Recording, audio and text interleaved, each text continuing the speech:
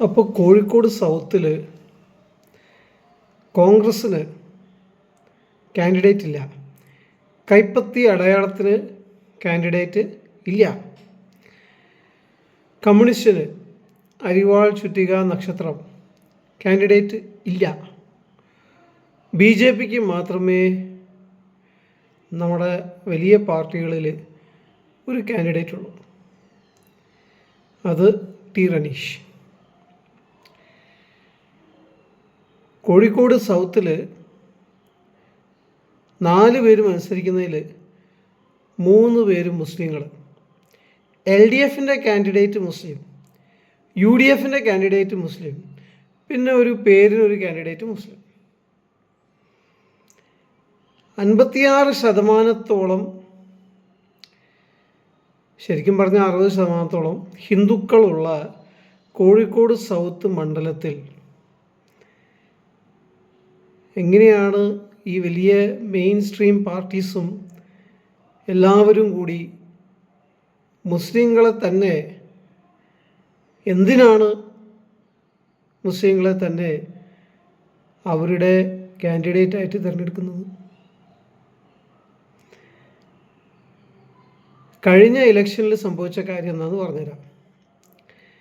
കഴിഞ്ഞ ഇലക്ഷനിൽ INL, LDFിൻ്റെ കൂടെ നിൽക്കുന്ന INL, ഇന്ത്യൻ നാഷണൽ ലീഗ്, അവരുടെ കാൻഡിഡേറ്റാണ് ജയിച്ചത്.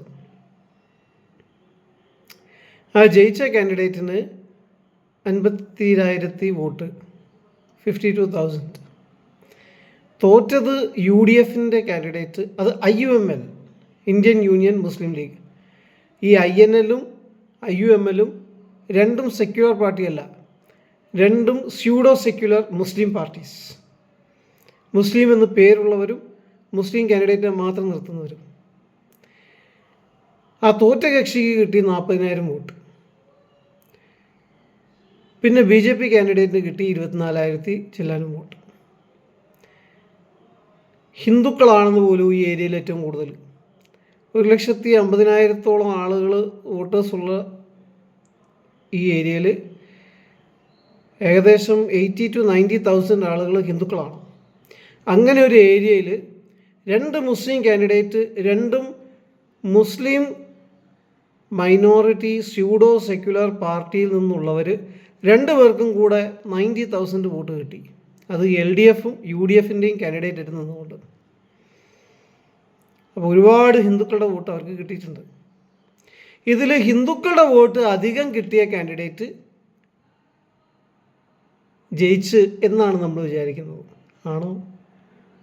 ഈ ജയിച്ച 2 കാൻഡിഡേറ്റും, അല്ല ജയിച്ച ആ കാൻഡിഡേറ്റും ആ 2ാം സ്ഥാനത്ത് വന്ന കാൻഡിഡേറ്റും, 2 പേരെ നമ്മൾ നോക്കിയാലും 2 പേർക്കും തമ്മിലാകെ 12,000 വോട്ടിൻ്റെ വ്യത്യാസമുള്ളൂ.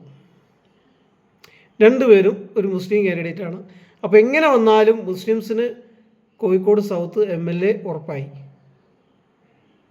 എങ്ങനെയുണ്ട്?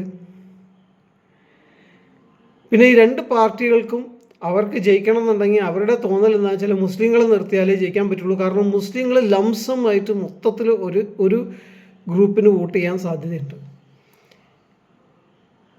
ഒരാൾ ഹിന്ദു കാൻഡിഡേറ്റിന് ഒരാൾ മുസ്ലിം കാൻഡിഡേറ്റിനെ നിർത്തിയാൽ മുസ്ലിം കാൻഡിഡേറ്റ് ജയിക്കുകയുള്ളൂ. അതുകൊണ്ടായിരിക്കുമല്ലോ അങ്ങനെ നിർത്തിയത്. ഇതാണ് വോട്ട് ബാങ്ക് പൊളിറ്റിക്സിൻ്റെ ക്ലാസിക് എക്സാമ്പിൾ. ഇത് ഇനിയും നടക്കും ഈ പ്രാവശ്യവും. കാരണം ഈ പ്രാവശ്യവും INLൻ്റെ കാൻഡിഡേറ്റ് ഉണ്ട്, IUMLൻ്റെ കാൻഡിഡേറ്റ് ഉണ്ട്, BJPയുടെ കാൻഡിഡേറ്റ് ഉണ്ട്.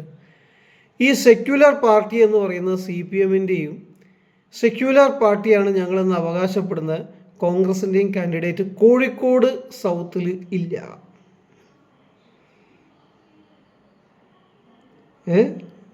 BJP സെക്യുലർ പാർട്ടിയാണ് എന്നാണ് ഞങ്ങൾ വിശ്വസിക്കുന്നത്. പക്ഷേ രാഹുൽ ഗാന്ധിജീൻ്റെ വിശ്വാസം എന്ന് പറഞ്ഞാൽ ഏറ്റവും പ്രധാനപ്പെട്ട സെക്യുലർ പാർട്ടി മുസ്ലിം ലീഗും പിന്നെ ജമാഅത്ത് ഇസ്ലാമിയാണ് എന്നൊക്കെയാണ്. അപ്പോൾ ഈ മുസ്ലിങ്ങൾക്ക് മാത്രമായിട്ട് വോട്ട് കിട്ടാൻ വേണ്ടിയിട്ട്, വോട്ട് കൊടുക്കാൻ വേണ്ടിയിട്ട് കാണിക്കുന്ന ഈ രാഷ്ട്രീയം വർഗീയതയല്ല.